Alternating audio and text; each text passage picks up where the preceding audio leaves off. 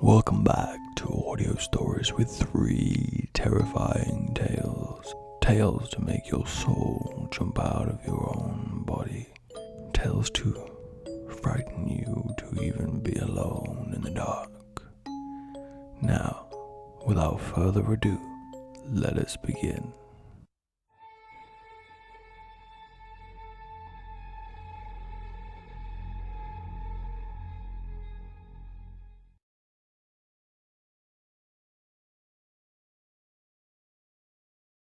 Hey there, Kate.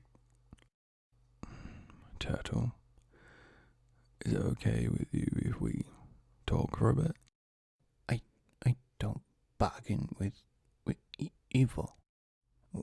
One day you will all be exposed. Alex said it was okay if you talk to me. Alex. Okay. Alright, I'm just gonna ask you a few questions. And do your best to answer them for me, okay? What was your relationship to Alex and the rest? We are family. We stick together. No matter what. And Alex is like my dad. We all call him father. Yeah. And has he ever made you do something bad? Sometimes I didn't want to do them, but they never bad things. We are saving the world from monsters. And how might you be doing that? Well, sometimes we have to destroy these things called the bad relics. Mostly we fight evil with our powers. Can you tell me a bit about these powers? Oh yeah, okay, yeah. Alex has fire powers. Jupiter has lightning powers. Lemon has magical acid, and Lunate she talks to the dead. She talks to ghosts and stuff. And what is your superpower? Oh me, I'm a silky. I see. So, what motivated you to shoot Officer Godfrey? Is this connected to your powers? Officer man, he stole my skin, and I can't go back because of him. Can you elaborate on that? I'm sorry, I'm lost. I was a child of the ocean. I used to swim with my seal peoples, but I was washed ashore and he stole my skin, and I can't go back until I get it. So you thought hurting him would help you get your skin back? No.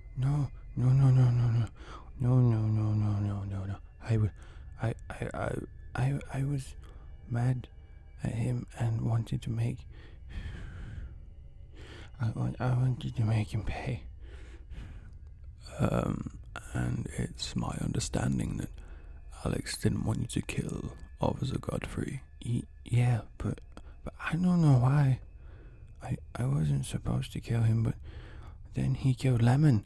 So I couldn't just do nothing about that. So Officer Godfrey killed Lemon. Yeah, he poisoned her with his black magic. Alex told me so. He did. He told me so. Jesus Christ. Lemon died of organ failure. She was ingesting something that was very bad for her, and this damaged her insides a lot. Mr. Godfrey had nothing to do with it. Turtle, do you know what Alex was feeding Lemon? I'm not sure. It was something magical. she would be able to use her powers if she didn't take it. Her powers would all dry up.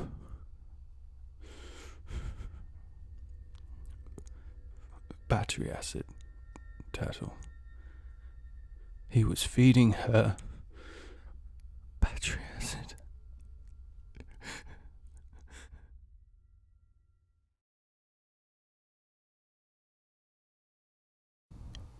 My father was next to me when I opened my eyes. I was not in my bed, but was somewhere which I realized to be a hospital ward. I had found out I had been in a hit and run from someone who left me unconscious for 4 days.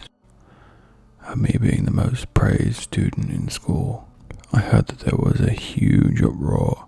Panic and fear swarmed the campus. 4 days have passed while I was unconscious, and while the 4 days passed, my phone was bombarded with messages regarding if I'm okay or get well soon or anything like that.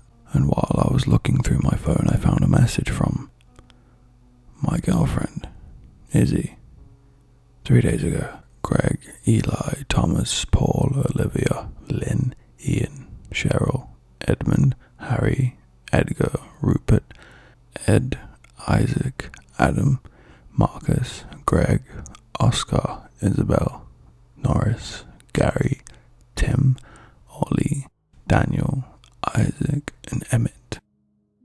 All of those names I do not recognize was written by her. Nothing else, nothing more than a reply, just these names. And another message from 2 days ago from Izzy again.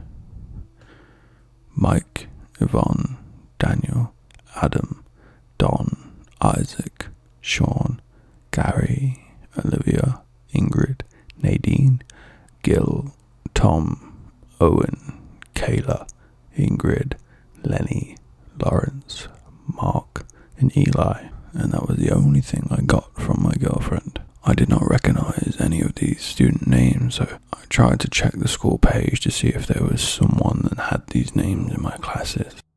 Not a single match. So I tried to check the main class, and they were definitely not my classmates, so I got my 3-digit IQ sister here, and I asked her to solve it. She just looked at the messages and immediately called somewhere. From the phone, I heard someone say, 911, what's your emergency? She said to the operators to get the cops to my girlfriend's house, and I was curious of what was happening when she was interrogated later by the police outside the entrance. Izzy's dead. I got up in a panic and tried to grab her hands and to ask her what the hell she was talking about. And also, that her father is going to jail for attempting to murder you as well. After a week later, I heard from the police some shocking news. Izzy was dead, and the second was that the hit and run that left me unconscious was deliberately committed by her father. And the message that my sister read after reading all the things that happened made sense. Now her father is locked up for life in prison for first-degree murder and attempting murder of me. And I still remember watching the footage of my car crash. He drove right into me, and as I hit the floor and passed out, he was smiling, like the devil himself.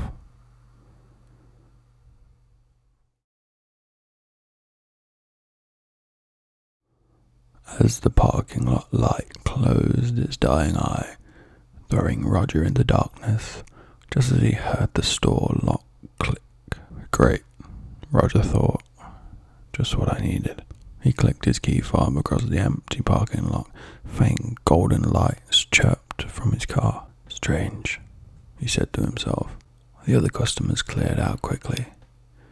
He hated the darkness, especially alone, but it was his fault for taking so long inside. The groaning wheels rolled like grey eyes. The grocery danced within the steel lines. The familiar rattle of the car filled Roger's ears. There was a light drizzle that kissed his hair with quick pecks as he neared the middle of the lot. A whistling whirled from the darkness, and encircling Roger, who tightened his grip and pushed harder, speedier, towards the chirping car. His thumb pressed rhythmically on the lock button, making sure to keep the lights flickering at all times. The whistling grew closer and closer. A raindrop fell onto Roger's eye and he blinked both eyes hard. When he opened them, a dark shape stood between the cart and the now silent car. Hi, mister. The shape said in a hoarse man's voice, and it moved as if floating. A formless black gust with one hand tracing the cart cage, and the hand stopped at the corner. The groceries, shook, scared, only stopped when Roger realized his grip was rattling the car. Hi, mister. It said again. You want to buy some goods? Barely used. Good condition. Got a deal. 2 for 4. 3 for 5. What do you say? No thanks, Roger stammered, and he clicked his car away. From several feet away, it whined for him. Have a good night. And he began to push the car once again. Roger positioned himself so the car rolled between him and the dark shape. He got the feeling, whoever it was, they were smiling. They were silent as Roger felt the familiar metal of his voice. You sure you don't want any? Good deals. Good goods. Make good gifts. You get one from your sister, your mama, your little girl. The was drowned out like a playful growl. Roger didn't answer. He didn't want to unlock his car, spend even a minute loading his car with the man there. What if he hopped in and sped off, came back later for the groceries, maybe even call the police? He didn't want to spend another minute thinking what to do. You want a free sample? Show you how good they slice and dice. From the darkness, shoes licked the asphalt in a terrible and slow shift, as if the Shadow Man slid instead of walked. Goose flesh washed over Roger and he fled to the driver's side while smashing the unlock key. Leaving the groceries behind, he started the car and tore through the parking lot to the road and far, far away. As he sped through the asphalt in the night, he looked through his rear view mirror and saw black. And in that black darkness there was a smile. Bone-tingling, terrifying, crooked,